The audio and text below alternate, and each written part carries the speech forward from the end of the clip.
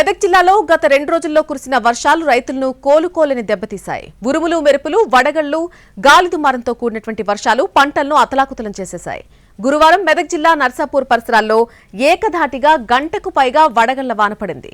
దాంతో కోతకొచ్చిన వరి పంటకి తీవ్ర నష్టం వాటిల్లింది. మడుల్లోనే వడ్లన్నీ కూడా రాలిపోయాయి. మామిడి తోటల్లో కాయలు రాలిపోయి కనిపిస్తున్నాయి. చాలా చోట్ల కొనుగోలు కేంద్రాల్లో ధాన్యం తడిసి ముద్దయింది. కళ్ల ముందే వరద నీటిలో ధాన్యం కొట్టుకుపోయింది. సిద్దిపేట జిల్లా దుబ్బాక మార్కెట్ యార్డ్లోనే 4,000 క్వింటాలతో పాటు పలు కొనుగోలు కేంద్రాల్లో సుమారుగా 10,000 క్వింటాలకు పైగానే ధాన్యం తడిసిపోయింది. తూకం వేసిన ధాన్యం బస్తాలు కూడా తడిసిపోయాయి. తడిసిన ధాన్యాన్ని ప్రభుత్వం వెంటనే కొనుగోలు చేయాలని రైతులు డిమాండ్ చేస్తున్నారు. మరిన్ని వివరాలు శ్రీనివాస్ అందిస్తారు.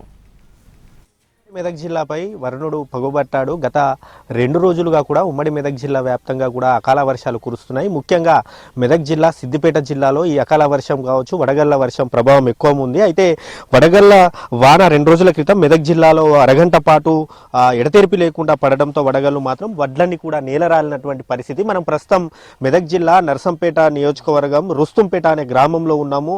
రుస్తుంపేట గ్రామంలో బోవయ్య అనే రైతు 7 ఎకరాల పొలం కౌలుకు తీసుకొని వరి పంట వేశాడు. తీరా పంటంతా కూడా చేతికి వచ్చింది. ఒక రోజు ఆగితే కనుక మిషన్తో వరి కోపించి ఆ కోపించినటువంటి పంటను అమ్ముకునేవాడు. కానీ ఒక్కరోజు ముందు వర్షం వచ్చి మాత్రం తన రైతు ఆశలపై మాత్రం వరుణుడు నీళ్లు చల్లాడు. మనం విజువల్స్లో ఒక్కసారి చూసుకోవచ్చు. ఈ గేలల ఈ వరి కంకి అంతా కూడా పూర్తిగా అసలు వడగండ్లు పడి వడగండ్లకు వరంతా కూడా నేల రాలిపోయి పూర్తిగా అసలు వరి కంకి మీద అసలు వరి లేనటువంటి పరిస్థితి, అసలు ధాన్యమే లేనటువంటి పరిస్థితి. దీంతో రైతు సొంత పొలం కూడా కాదు, 7 ఎకరాల పొలాన్ని కౌలుకు తీసుకొని ఎకరానికి ఇంత చెల్లించి ఆ భూమిని అయితే కౌలుకు తీసుకున్నాడు. ఆ రైతు ఇప్పుడు బోరుమంటున్నటువంటి పరిస్థితి అయితే ఉంది. ప్రస్తుతం మనతో ఆ రైతు బోవయ్య ఉన్నారు, అతనితో మాట్లాడదాం.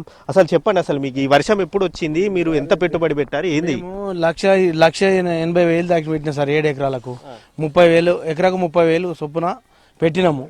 ఇది మనం డబ్బులు అప్పు తెచ్చుకొని పెట్టిన సార్, 3 రూపాయల ఇంట్రెస్ట్ తెచ్చుకొని పెట్టిన సార్.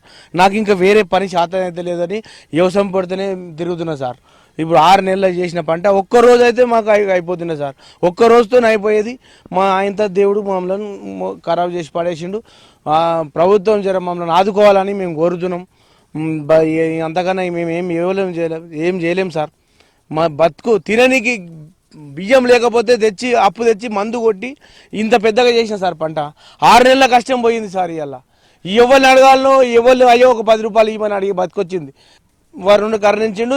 ఇంత వరంగళ్ళు పడ్డాయి సార్. 51 సంవత్సరం ఉన్న సార్ నా ఎరకలు ఒక్కసారి లేదు. ఒక్కసారి ఇట్లాంటి వరంగళ్ళు పడలేవు మా రుద్దంపేటలో. కానీ నేను చూసిన ఏరియాలో కూడా మా ఇంత వరంగళ్ళు పడలేవు సార్. మీకేమైనా నష్టం జరిగిందా? 20 గుంటలంతా అయింది. మిగతాది గోరి కోసేసిన ముందుగానే ఒక 20 గుంటలు అయితే ఖరాబ్ అయింది సార్. ఇబ్బంది లేదు. ఒక 20 గుంటలు అయితే ప్రాబ్లం అయింది. ఇట్లా సేమ్ ఇది ఎట్లుంది అట్లుంది. ఏమైంది? ఎన్ని ఎకరాల పంట వేసారు, అసలు ఏమైంది? ఇట్లా ఈడ 5 ఎకరాలు ఉంటుంది సార్, అక్కడ ఒక 5 ఎకరాలు దాకా ఉంటుంది మొత్తము. ఆయనకు చేత కాదు, ఆయనకు 10th వేసిరు ఆపరేషన్ అయ్యేటోటాకి. ఇది వ్యవసాయం చేసుకొని బతుకుతాను, దేనికే దమ్లాడతా. మందు సంచి సగం సగం ఎత్తుకపోయకుంటా చల్లుకుంటా సార్. 1000 రూపాయలు ఇచ్చుకుంటా నాటేస్తా. ఇంక 8 రోజులు అయితే కోసుకుంటుంటే సారు మీ కాలు మొక్కుతా. నాకైతే సాయం చేయండి. నాకు బిడ్డ 22 సంవత్సరాలు ఉంది సార్. పెళ్ళి ఉంది సార్, పెళ్ళి చేస్తా.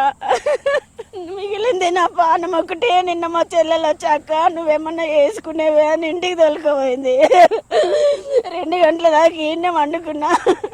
మొత్తంగా చూసుకుంటే ఉమ్మడి మెదక్ జిల్లా వ్యాప్తంగా కూడా అకాల వర్షాలు మాత్రం రైతన్నను ఆగం చేశాయి. వరుణుడు మాత్రం రైతుల ఆశలపై మాత్రం నీళ్లు చల్లాడని చెప్పి మాత్రం చెప్పుకోవచ్చు. ఆ నష్టపోయిన తమను మాత్రం ఖచ్చితంగా ప్రభుత్వం ఆదుకోవాలి. ప్రభుత్వం ఆదుకోకపోతే మాత్రం తమ పరిస్థితి ఆగమ్య గోచరంగా తయారవుతుందని చెప్పి మాత్రం రైతులు ఆవేదన వ్యక్తం చేస్తున్నారు. కెమెరామ్యాన్ రమేష్తో శ్రీనివాస్, ఎన్టీవీ, ఉమ్మడి మెదక్ జిల్లా.